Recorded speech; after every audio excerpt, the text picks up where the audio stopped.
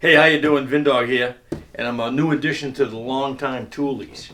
And I've had some conversations with chaps. We've talked about construction, we've talked about tools, and I was in the market for a new saw, a table saw. And after talking to chaps, he told me which one he had. He had a table saw that comes on a frame that has wheels. He said he really didn't prefer that style after using it. That it was heavy, it took a larger space to store it, and he thought it would have been a better move for him to buy a portable saw with a collapsible stand. And at first I didn't think, no, I really want the rolling one. I was set on that. And I started thinking about where I'm going to put it, how I'm going to move it if I have to throw it in my truck and go somewhere with it. And I started to say, you know what, Chaps is right. The two-piece set with the table saw and the collapsible stand is the way to go. You know, I like Milwaukee. I'm a Milwaukee guy, but I always like Skill. And Skill Saw has a really nice table saw, in my opinion, with worm drive. And they also had something that was really interesting to me, and that's the stand is a toolless stand. Some of them you have bolts and nuts you have to assemble each time. You put your table saw in place and you put some bolts through it and you tighten some nuts. Not a big deal, but what if you misplaced a bag full of bolts and nuts?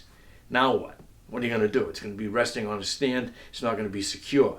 But according to what I've seen about the Skill, it has a little snap mechanism. You can see it in the photo right here.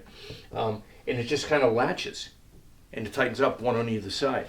You don't need tools. You don't need bolts. So I've got this stuff. It's been sitting here for a while. And I'm getting ready to use it. I have a room downstairs that all my junk was in it. And now that my wife is home and she can't go to the gym anymore, she wants to get a treadmill and she wants to turn that into a workout room. Well, it's a mess. I've been cleaning it out daily. And once I get it to a point where I can build a few walls in there, we're going to section it off, build a few walls. But I have some 2x6s left over from another project. But they won't work for this particular need. They have to be 2x4s. So, there's where I'm going to use my table saw the first time. I'm going to take the 2x6s and I'm going to rip them. And you know what the rip is? The rip is lengthwise. If you go across the board, it's a crosscut. We're going to rip them down, and we're going to take 2x6s and turn them into 2x4s. So, without any further ado, I'm going to open up these boxes to see exactly what I bought. I'm not as good at this as Dave. Dave can open boxes really quick. I'm going to do my best. Look at this. Holy moly. Okay, look at it. I can see right now. They give you a tool so you can push the wood through. In my opinion, when I was a kid, I was always intimidated by the table saw. In my opinion, the table saw is the alligator of power tools. If you get too close to it, you could get yourself in a lot of trouble. This will protect you. This covers the blade. All right, it's a safety guide. And make sure you don't get a kickback, so we'll have to assemble that once we get the saw together. When I was in 8th grade, I took wood shop. I was really excited about it too because I wanted to do some stuff. And we had a lot of great tools in that wood shop. We had a bandsaw, we had a table saw, we had a miter saw, we had a lathe. And the teacher was Mr. Jackson. And he was an older guy, I say older as my age then. And he was a big guy, and he would really get stern when he was teaching safety. And he'd go over and over it because we were only like 13-year-old kids. We were operating lathes, and table saws, and drill presses, and miter saws. I mean, there's a lot of heavy-duty equipment in there. And he took a huge responsibility, you know, to take a bunch of 8th graders and teach them how to use these tools. So the first time he was explaining about the table saw, you know, he was telling us how to be safe. And I noticed on one of his hands, he was missing 3 fingers. So here's the guy who's teaching us all about safety, and he's missing 3 fingers. I would not let an opportunity like that pass me. So I raised my hand, and I said to Mr. Jackson, I can appreciate you, helping us out with safety, but I noticed that you're missing 3 fingers. What happened to you? And the whole class started laughing, and Mr. Jackson was on the spot, and he told about how he lost his fingers. It was in a saw accident. And, I told the kids when I became a teacher, and I was teaching safety, I said, you see someone, anybody have any uncles, aunts, neighbors, friends who don't have any, missing a couple of fingers? People raised their hand. I said, well, you know what? It looks okay now because they're walking around and missing a few fingers. But the day they lost those fingers, that was a bad day. Here's a nice little miter gauge. Put it in, you can turn it at different angles, loosen this, turn it, push the board through, and get the angles you want. That's kind of nice. There's a nice motor under there. All right, let's see if I can get this out of the box without killing myself.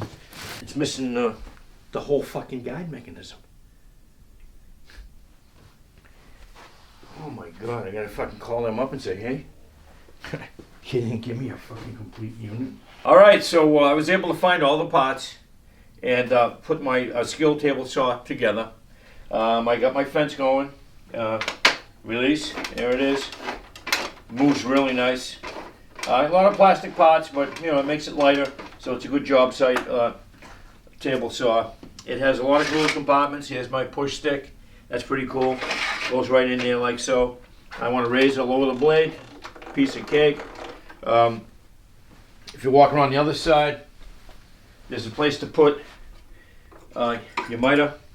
You want to miter some wood, you can take your miter stick, put it right in here. It snaps right in, stays in place.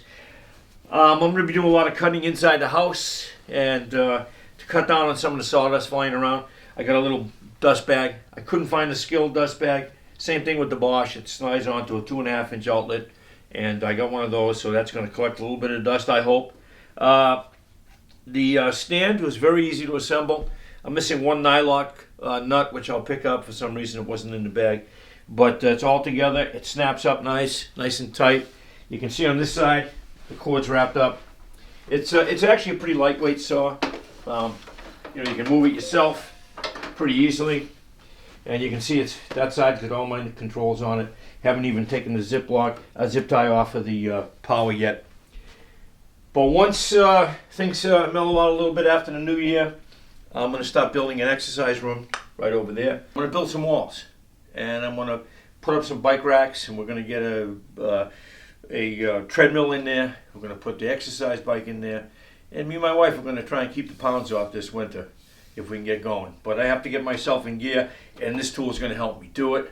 So the next time you see me, I'm going to have safety glasses on, and I'm going to have some lumber going through here. I'm going to rip some lumber down, and I'm going to be putting together a couple of walls. You get to see that. Have a happy and healthy new year. And if you're using a table saw, wear your safety glasses, use a push stick, and be careful. All right.